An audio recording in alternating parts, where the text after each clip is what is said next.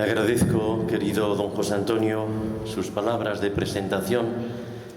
Cuando vuelves a escuchar por enésima vez esos trazos de retazo de tu vida, dices, de eso ya me había olvidado yo.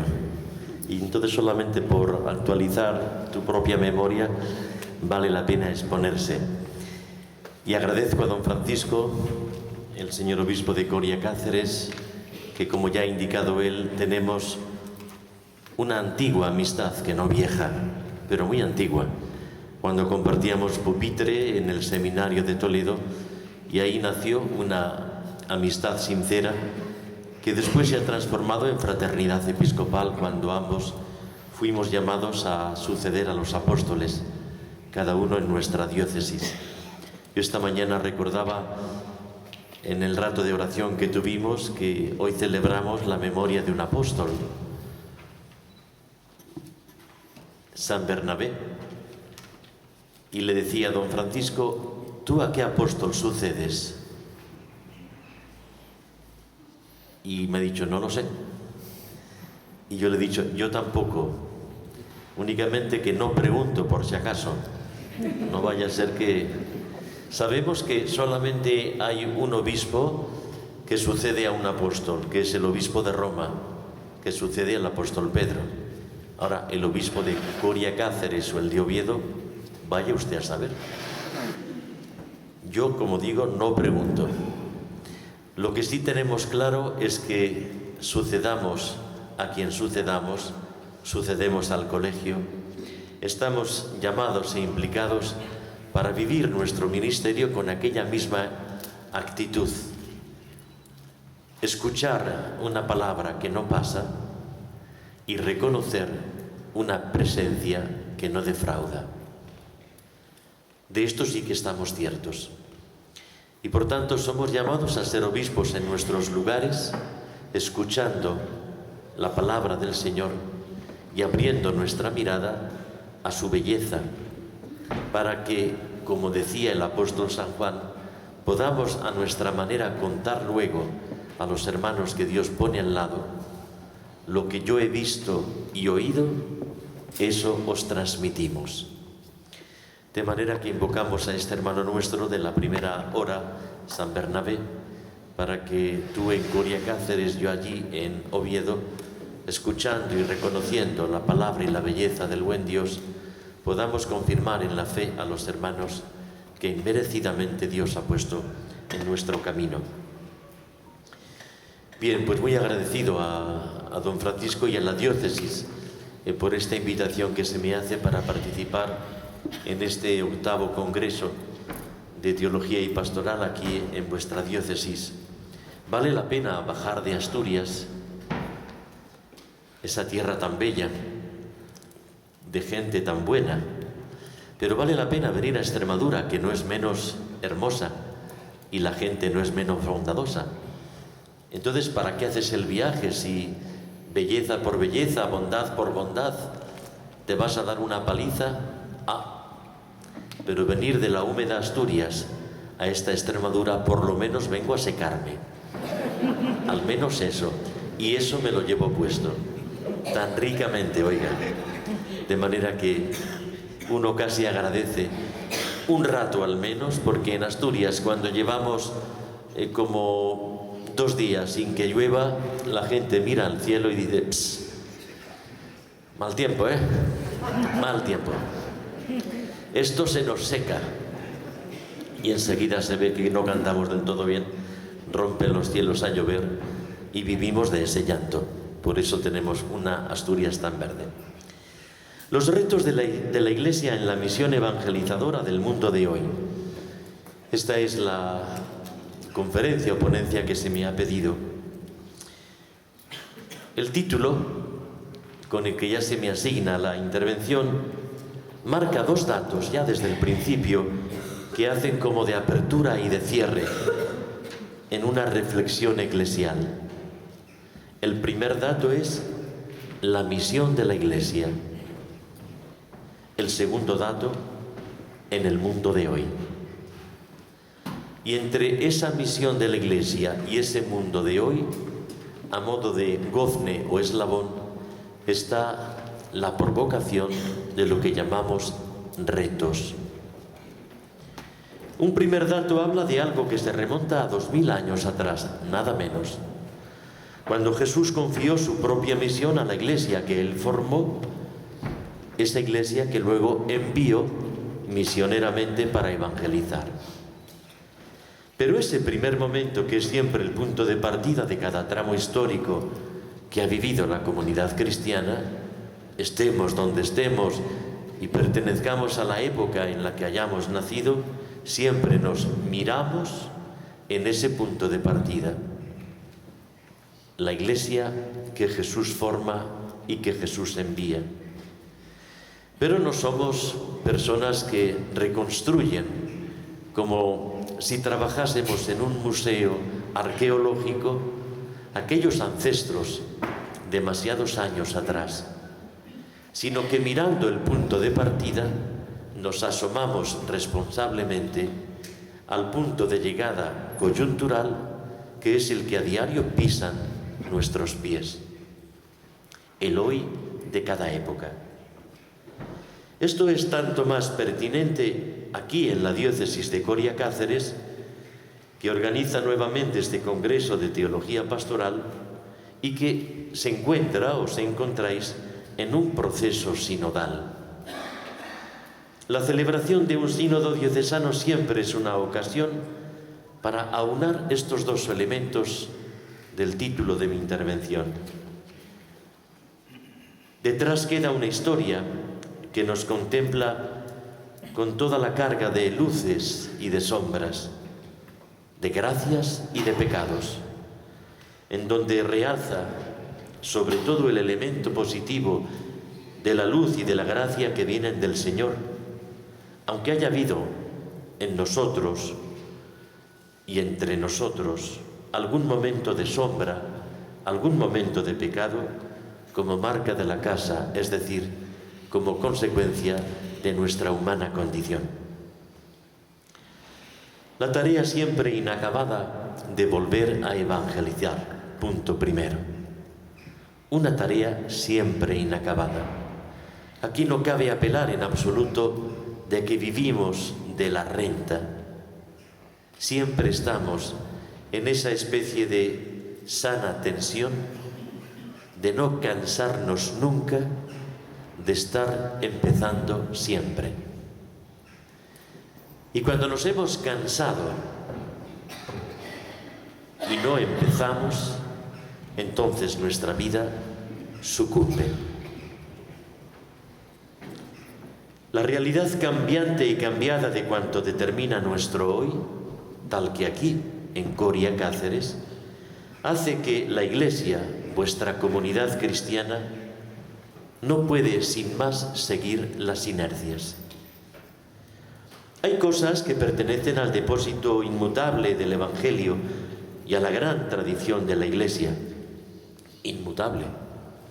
Pero también hay aspectos de la vida cristiana que responden a una coyuntura que cambia y no debe resistirse. No hay una pauta universal para distinguir en algunas ocasiones qué es lo inmutable, qué es lo coyuntural.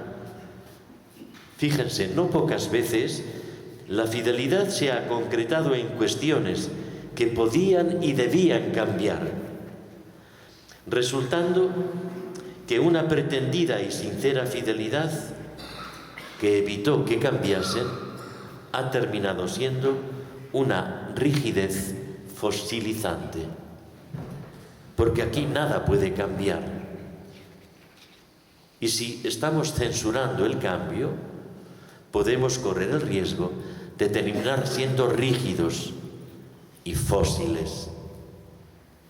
Por el contrario, justamente en sus antípodas, no han sido tampoco pocas las ocasiones en las que, queriendo aligerar el mensaje cristiano de lo que se pensaba que eran añadidos prescindibles, se ha terminado traicionando lo que de suyo era en el fondo esencial.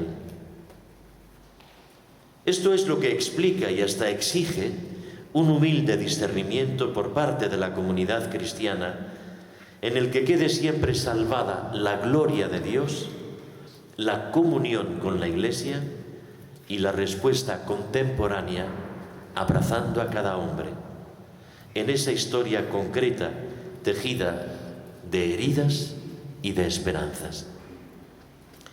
Ciertamente el Evangelio es eterno y traspasa todos los tiempos, abraza todos los espacios e ilumina toda circunstancia. No hay fecha de caducidad en la palabra de Dios, sino que ésta responde al corazón humano, sean cuales sean sus circunstancias espacio-temporales.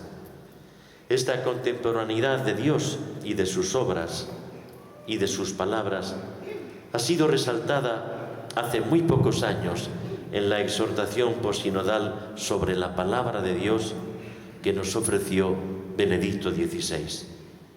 Cito: la palabra de Dios no se contrapone al hombre, ni acalla sus deseos auténticos, sino que más bien los ilumina, los purifica y los perfecciona.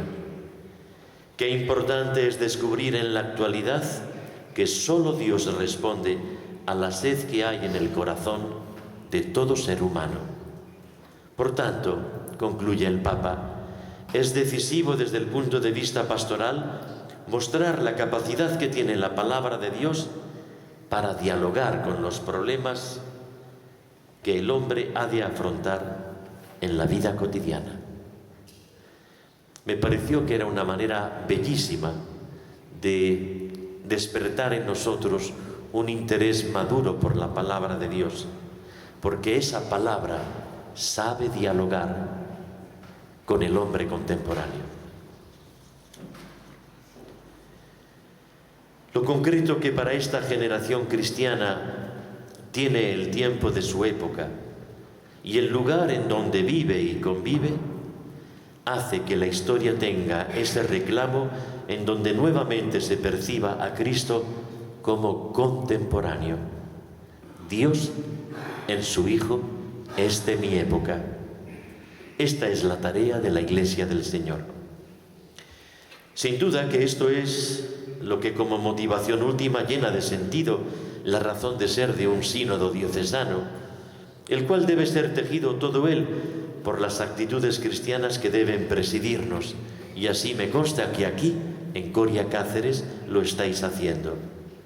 En el sínodo oráis, expresáis la comunión fraterna, analizáis con rigor el momento actual, intercambiáis un diálogo franco, buscáis el bien que glorifica a Dios y que bendice a los hermanos. Porque corremos un riesgo a la hora de posicionarnos ante ese Evangelio que dialoga con nuestra generación y que hace a Cristo contemporáneo de nuestros desafíos y retos, como nos han dicho San Juan Pablo II y Benedicto XVI. Ese riesgo es el que desde el primer momento, en su casi texto programático, Evangelii Gaudium, nos señala también el Papa Francisco, sin ambajes, que vale la pena escuchar. Le cito: el gran riesgo del mundo actual, con su múltiple y abrumadora oferta de consumo, es una tristeza individualista que brota del corazón cómodo y avaricioso. La búsqueda enfermiza de placeres superficiales, la conciencia que se aísla. Cuando la vida interior se clausura en los propios intereses, ya no queda espacio para los demás. Ahí no pueden entrar los pobres. Ya no se escucha la voz de Dios. Ya no se goza la dulce alegría de su amor. No palpita el entusiasmo por hacer el bien. Los creyentes también corremos ese riesgo, cierto y permanente, y muchos caen en él.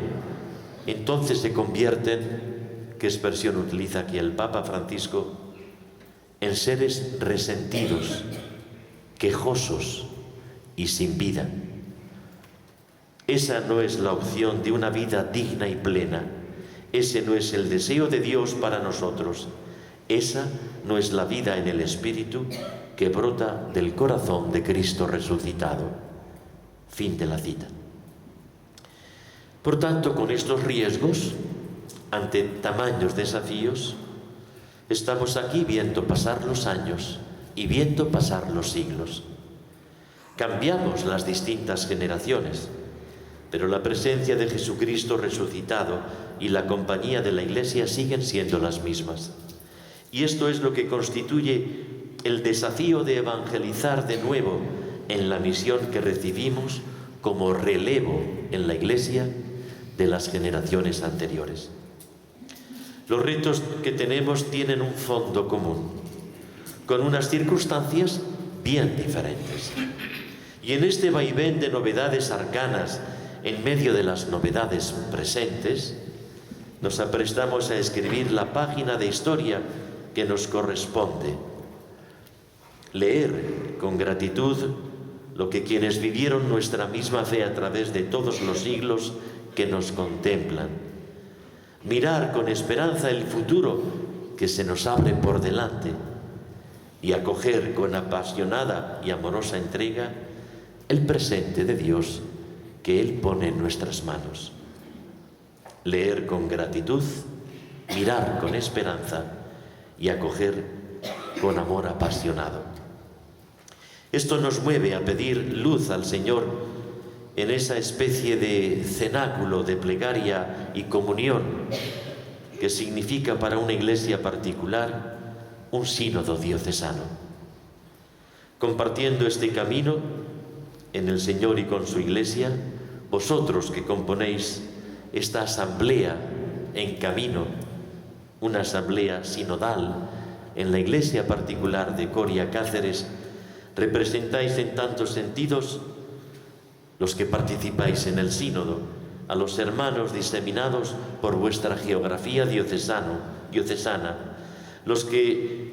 con los que sentirse herederos de una preciosa herencia de la fe, de la esperanza y la caridad, herederos de la santidad que ha tenido fecha y domicilio en cada uno de los nombres de quienes os han precedido en la vida y en la creencia. 2. Al hilo de nuestro tiempo presente para poner fecha a nuestro reto. Todos hemos escuchado tantas veces el relato de San Lucas que nos presenta el encuentro con Cristo resucitado con aquellos 2 discípulos que marchaban a Emaús. 2 discípulos de Jesús iban andando aquel mismo día, el primero de la semana, a una aldea llamada Emaús, distante unas 2 leguas de Jerusalén. Iban comentando todo lo que había sucedido. Mientras conversaban y discutían, Jesús en persona se acercó y se puso a caminar con ellos. Pero sus ojos no eran capaces de reconocerlo. Él les dijo: ¿qué conversación es esa que traéis mientras vais de camino? Esta pregunta es la pregunta que vale por un sínodo. Es la pregunta que responde a los retos que se plantean cuáles desafíos a nuestra misión como Iglesia.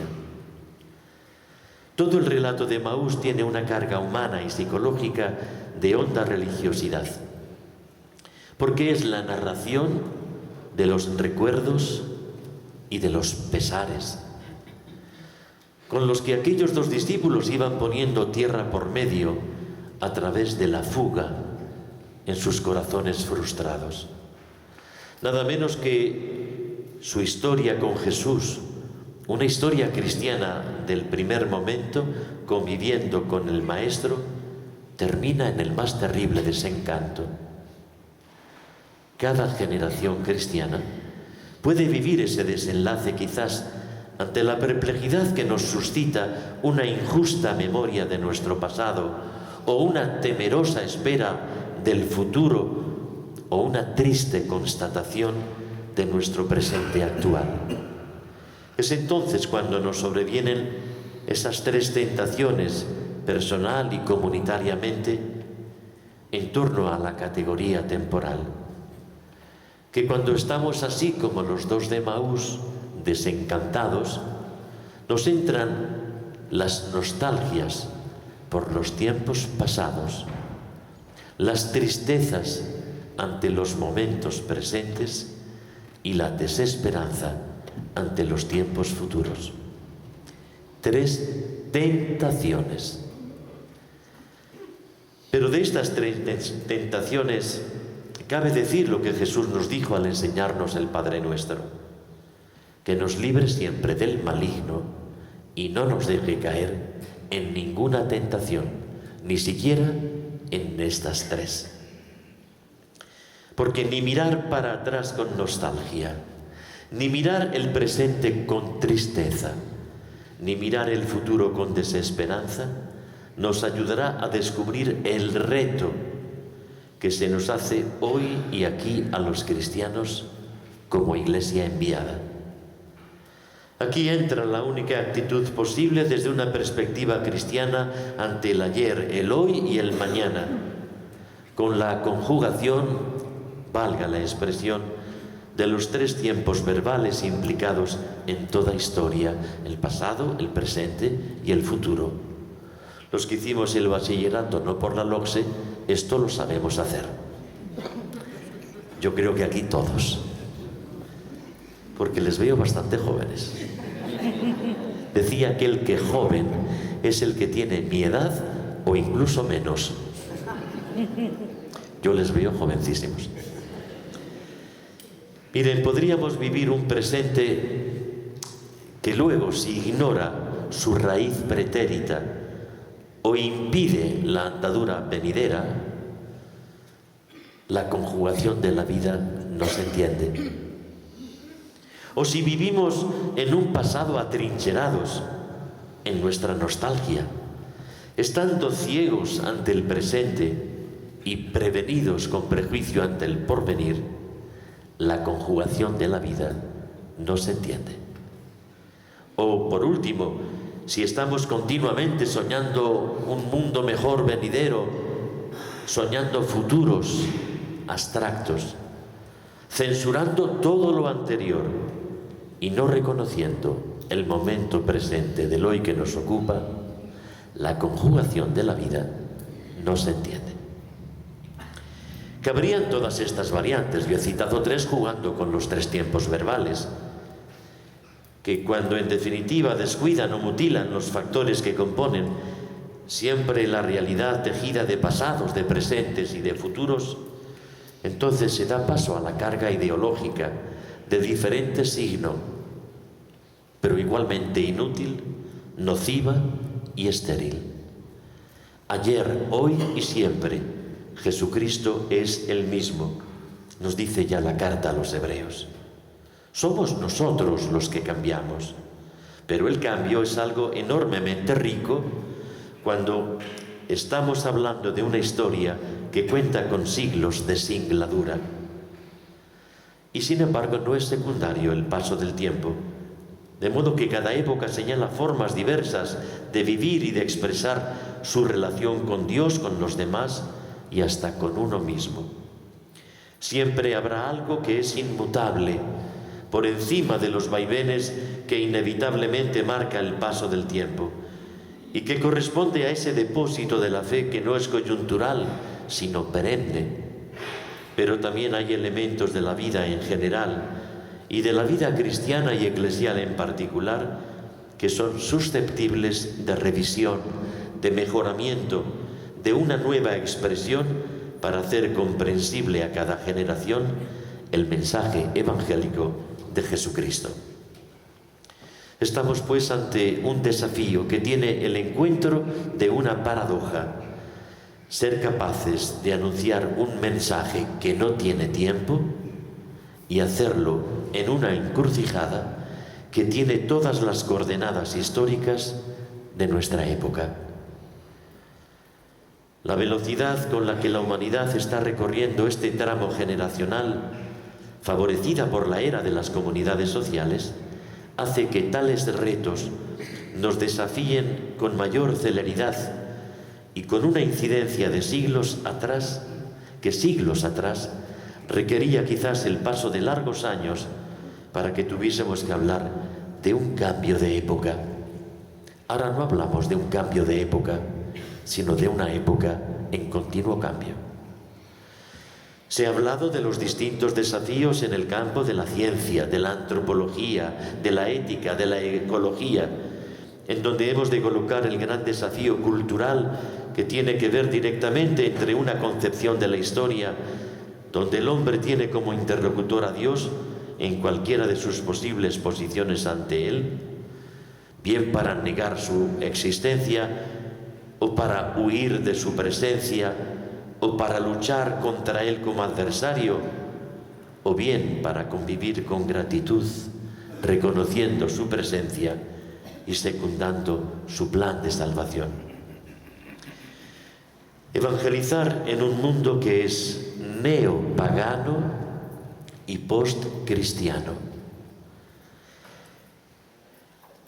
La presencia cristiana no siempre ha sido diáfana o no siempre ha sido sencilla de mostrar, especialmente cuando nos hemos encontrado con un intento de expulsión y desalojo de Dios, que viene a obstaculizar y censurar la evangelización que como reto tenemos delante ahora los cristianos en nuestra misión eclesial de anunciar a Cristo a nuestra generación.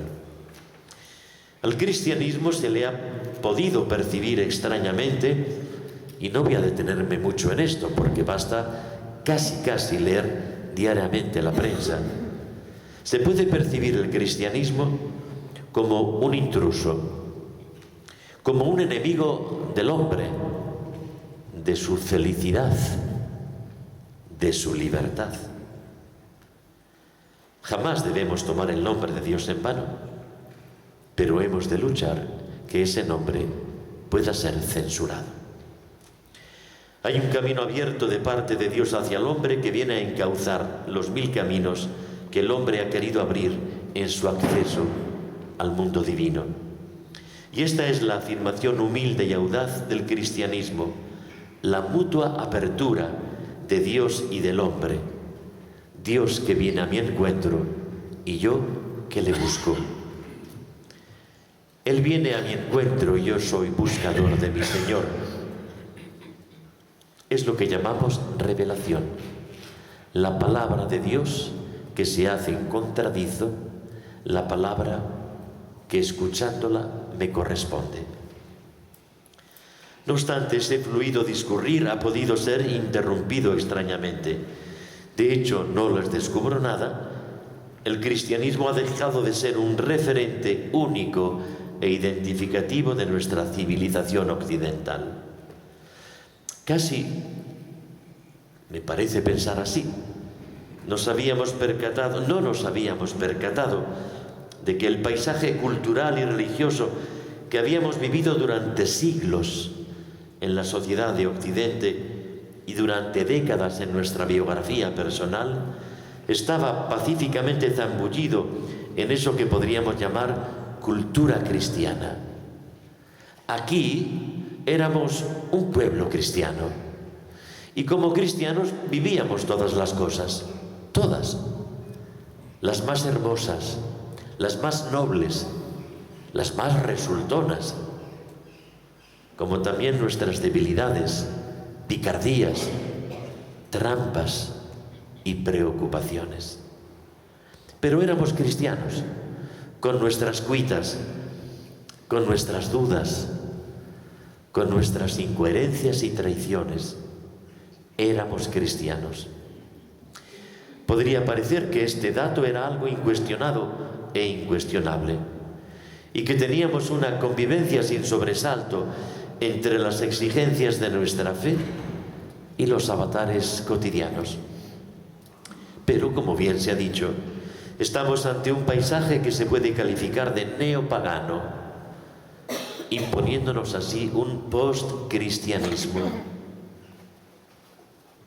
Este es el reto que tenemos desde un mundo cambiado y cambiante, en el que anunciar como buena noticia a Jesucristo, Salvador del mundo y Redentor del hombre.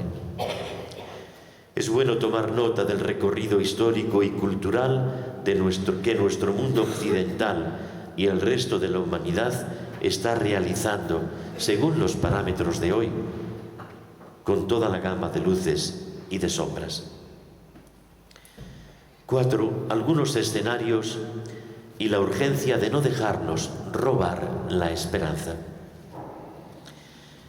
Los distintos escenarios en los que hoy la Iglesia debe anunciar de modo nuevo el Evangelio de siempre están reclamando no solo una fidelidad a la herencia recibida y custodiada como depósito de la fe, sino una fidelidad también al hombre concreto que tenemos delante de hoy con sus heridas, sus pecados, sus esperanzas, sus dudas y sus certezas. El Papa Francisco aborda en Evangelii Gaudium este paisaje claroscuro que afecta al mundo de nuestros días y que salpica inevitablemente a la Iglesia, que ha sido enviada a él para anunciar la buena noticia. Los rasgos con los que Francisco dibuja el panorama actual oscila entre el replegamiento de lo que él llama la autorreferencialidad de las personas y el ideal egoísta de las sociedades. Porque, como dice el Papa, solo gracias a ese encuentro con el amor de Dios, que se convierte en feliz amistad con Él, somos rescatados de una conciencia aislada y excluyente, lo que él llama la autorreferencialidad. Pero también en la dimensión más comunitaria y social no ahorra Francisco la denuncia de tantas actitudes que no ayudan a construir un mundo que sea justo y habitable. Y él habla de la economía de la exclusión, la famosa cultura del descarte, la globalización de la indiferencia, el fetichismo del dinero, la dictadura de una economía que no tiene rostro ni entraña, que no tiene un objetivo verdaderamente humano, el afán de poder, el afán de tener que no conoce límites y el rechazo, a fin y al cabo, del propio Dios. No obstante, el tono de toda esta exhortación, en donde se va repitiendo como una especie de ritornello, de estribillo, no robarás, como si el no robarás de los 10 mandamientos adquiriese en el texto de Francisco una categoría de instancia moral. No nos dejemos robar el espíritu misionero, no os dejéis robar la alegría del Evangelio, no os dejéis robar la esperanza, ni vuestra comunidad cristiana, no os dejéis robar el ideal del amor fraterno. No robarás como instancia moral. Sin embargo, el tono de toda la exhortación tiene este carácter propositivo, como de suyo es cualquier texto sinodal que escriben los papas. No pretenden con estos textos suplir el debido discernimiento que en cada lugar, en cada iglesia particular, han de hacer los cristianos de un modo más bien persuasivo, contando con la comunidad cristiana como tal, pastores, consagrados y laicos. Yo me alegro que en esta mañana, fruto o exponente de lo que es el camino sinodal, estáis aquí los pastores, ministros ordenados, los consagrados con los diferentes carismas y los fieles cristianos laicos. Evangelizar es comunicar la fe que nosotros hemos recibido. Es el último punto.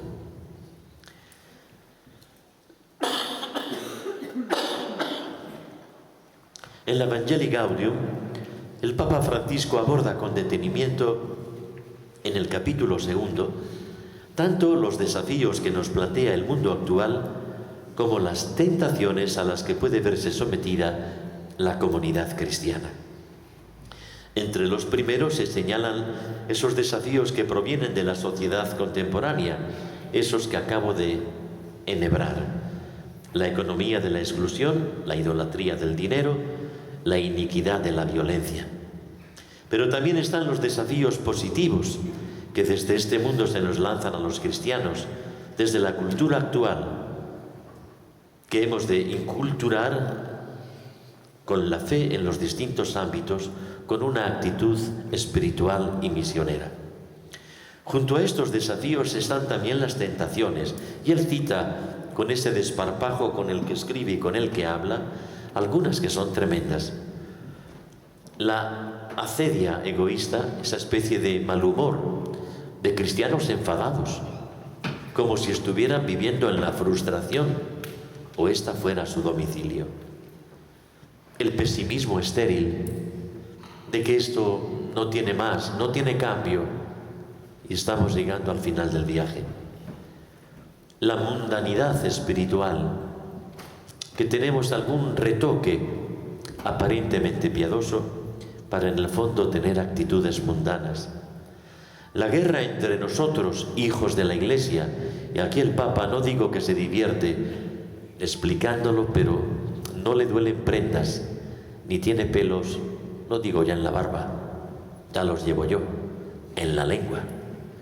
A la hora de decir la lucha que hay a veces, guerra, dice él, entre nosotros, hijos de la Iglesia. Son una especie de advertencias que nos permiten estar atentos a las provocaciones que nos desafían mientras tenemos cuidado ante las tentaciones que nos merman o nos enfrentan.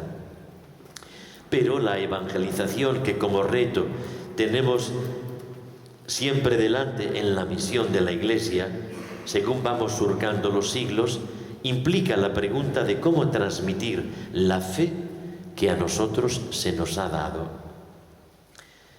Miren, no comunicamos con la fe transmitida, no comunicamos una doctrina sin más, porque no somos doctrinarios, aunque tengamos un pensamiento teológico bien armado. Ni tampoco transmitimos una ética al uso, dándole a la moralina, aunque tengamos una norma moral evangélica que coincide con la ley de Cristo el Señor. Y no reducimos a estética piadosa nuestro anuncio, aunque tenemos una liturgia que sabemos cuidar con hondura y con belleza. No somos doctrinarios, pero tenemos teología. No somos éticos al uso según una ética sin rostro y sin denominación de origen, como los buenos caldos, aunque tenemos una moral evangélica. Y no somos esteticistas de la piedad, aunque tengamos una liturgia así de bella. ¿Qué es entonces lo que comunicamos cuando anunciamos la fe? Comunicamos a una persona con la que nos hemos encontrado, una persona viva, en cuyo encuentro personal hay un antes y un después en nuestras vidas. Esta es la historia de la Iglesia que ha ido escribiendo a través del tiempo, y este es el objeto de lo que llamamos fe. Creemos en alguien, creemos en Dios y creemos a Dios. Señalemos entonces, para concluir, los tres retos que desafían nuestra fe cristiana a la hora de evangelizar como Iglesia en estos momentos. Hemos descrito en el punto de partida cuál es el mundo contemporáneo, que es no solo cambiante, sino muy cambiado, en donde el dato cristiano y la cultura que hemos dicho, la nuestra, ha dejado de tener absolutamente privilegios, o incluso estamos en ese desafío de sentirnos perseguidos de tantas maneras y fusilados en ese paredón de papel de tanto medio de comunicación. Por no hablar, estamos en campaña electoral, del tócame-roque de algunos políticos que hacen del contra nosotros el palenque para exhibir sus bondades, contarnos sus milagros y por un módico precio vendernos su salvación por un voto. Evangelizar es comunicar la fe que nosotros hemos recibido. Primer reto, nutrir esa fe, porque si la fe nuestra no se nutre, no se alimenta, termina por desaparecer. Es un reto interno. Y significa que tenemos que cuidar y formar nuestra fe al tiempo que nuestra vida va creciendo en su camino humano. Habría una contradicción si tenemos una vida de adultos, con sueños de adultos, con heridas de adultos, con problemas y gratificaciones de adultos. ¿Qué ocurre si seguimos teniendo una fe infantil? Yo tengo comprobado que tantas pérdidas de fe o tanto enfriamiento de la misma se debe a que la fe quedó en aquella lejana vivencia de la niñez y de la adolescencia. Y en tantas personas que conocemos a diario, que en ellas puede haber madurado el mundo afectivo, el mundo cultural, el mundo profesional y el económico, y han ido haciéndose camino en la vida, pero quizás sigue siendo un niño en lo tocante a la fe. ¿Y qué ocurre cuando en la tertulia de mis amigos, en el café con los compañeros, en la reunión de la familia, o cuando yo escucho tertulias prestadas de medios ajenos, donde plantean con beligerancia agresiva un ataque a mi fe y un mentís a mi iglesia, yo me quedo impávido, perplejo, pasmao, para decir, me encuentro mal y no sé qué responderles. Sé que lo que dicen no es cierto, pero no sé qué decirles, porque en esa persona todo fue creciendo menos la fe, que dejó de alimentarse en la catequesis de la primera comunión o como mucho en la confirmación. Tenemos adultos de casi todo, pero infantiles en la fe. Un reto que tenemos es hacer que nuestros cristianos nutran la fe. Conocer la fe y todas sus consecuencias es el modo mejor de nutrirla para poder madurar en ella, especialmente en un mundo descreído que con hostilidad tantas veces nos desafía y nos provoca, nos ningunea, para que demos razón de nuestra esperanza ante ellos, con respeto, con altura de mira,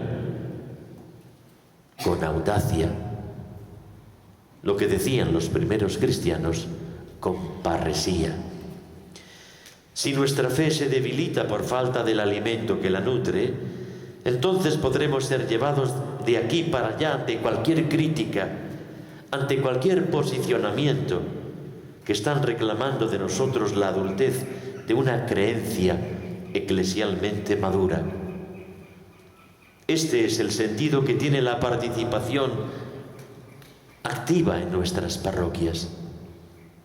La pertenencia a un movimiento eclesial, buscando el grupo que sea más acorde con mi realidad, mis inquietudes, en donde yo pueda ser acompañado, nutrido, defendido también. No en vano, esa catequesis que nos despertó por primera vez la fe tiene una carga querigmática que no ha pasado. Se llama a esto el primer anuncio. Yo estuve en África con la misión diocesana que tenemos allí, los cristianos asturianos, y me llevaron a una pequeña población. Era un pobladito de chozas en el corazón de África, y bajo el baobá me pusieron delante a una treintena de gente que empezaban a preguntarse ¿por qué es eso de ser cristiano? Y la matriarca allí mandaba una mujer también.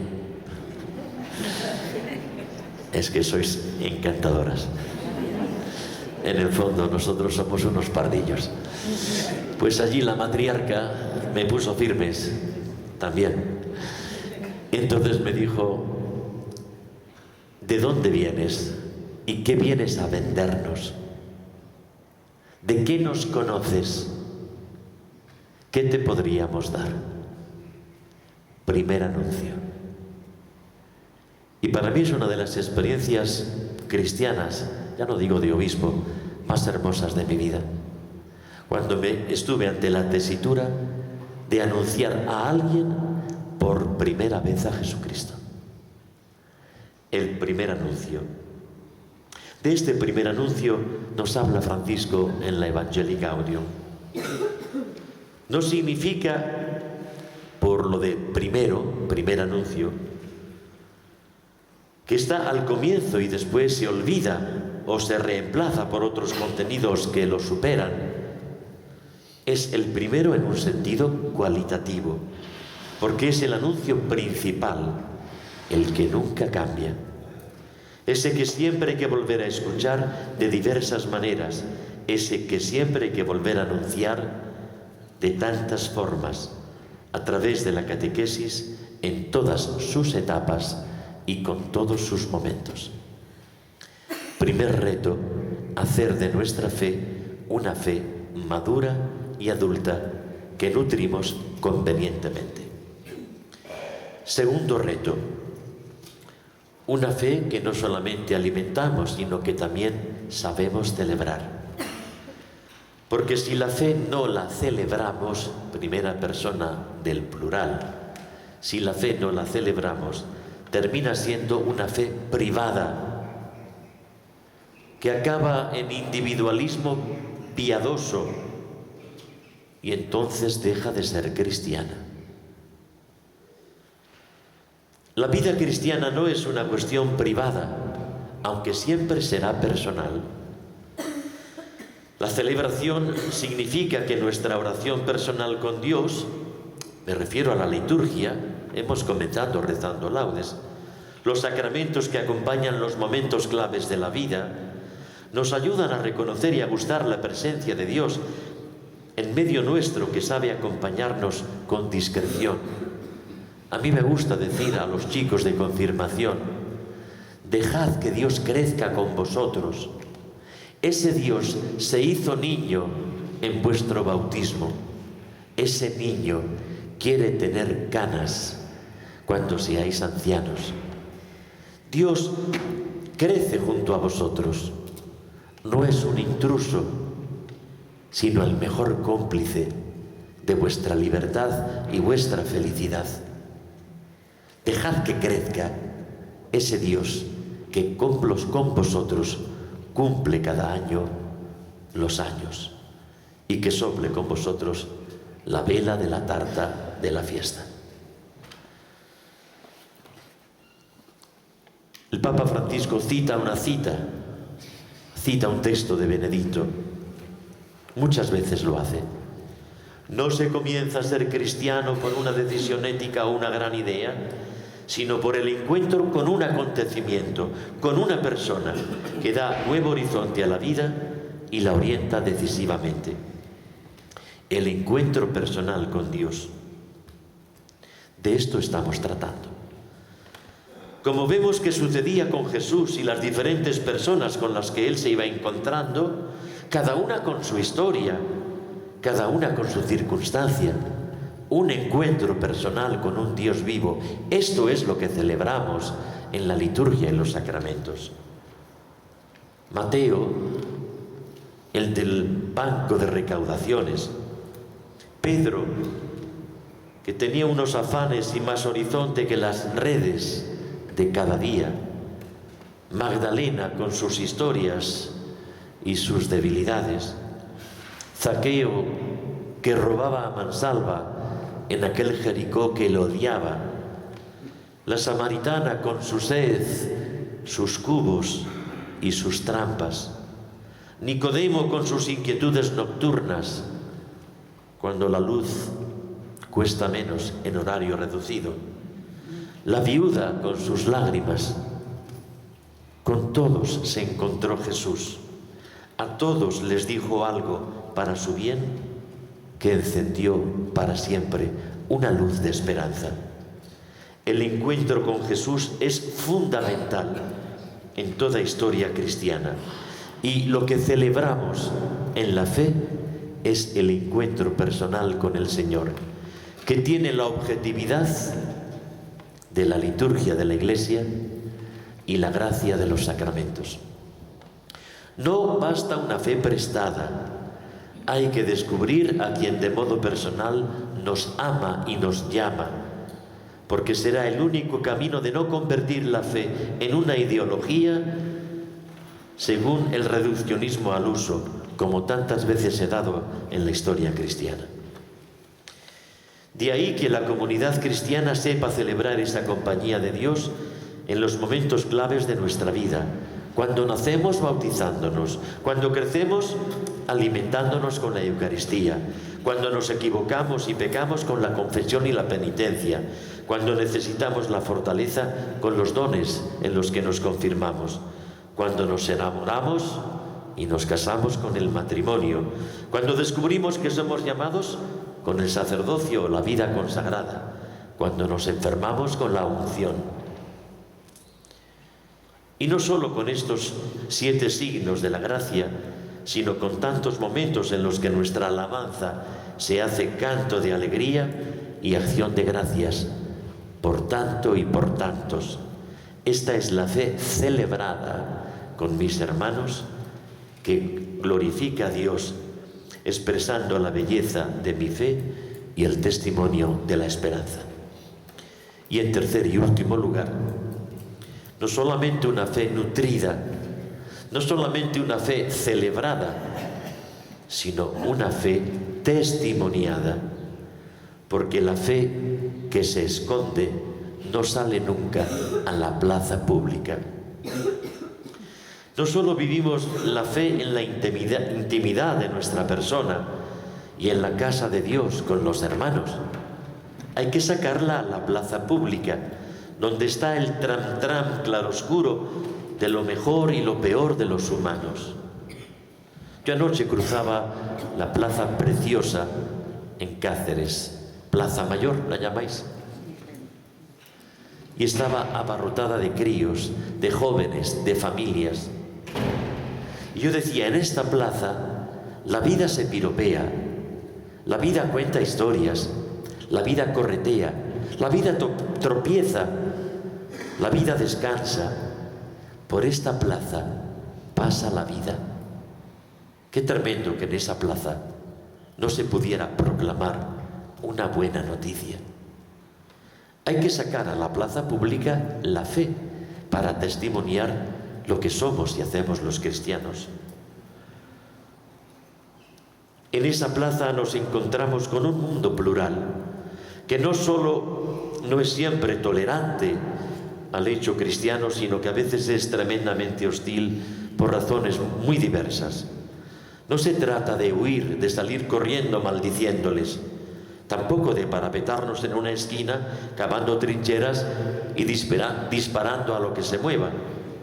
Hemos de saber una vez más en la historia cristiana lo que significa ser misioneros en las tierras lejanas y en las calles cercanas, porque allí en lontananza y aquí en la cercanía se nos envía a anunciar a Jesucristo como la buena noticia que nos salva. Evitemos la arrogancia de testimoniar a Jesucristo con soberbia y evitemos también el complejo de, por un falso respeto, no anunciarle jamás. El testimonio hoy nos debe mover a la audacia de la nueva evangelización. Una novedosa novedad, la que reclama la evangelización, a la que la Iglesia nos vuelve a enviar misioneramente en nuestros días.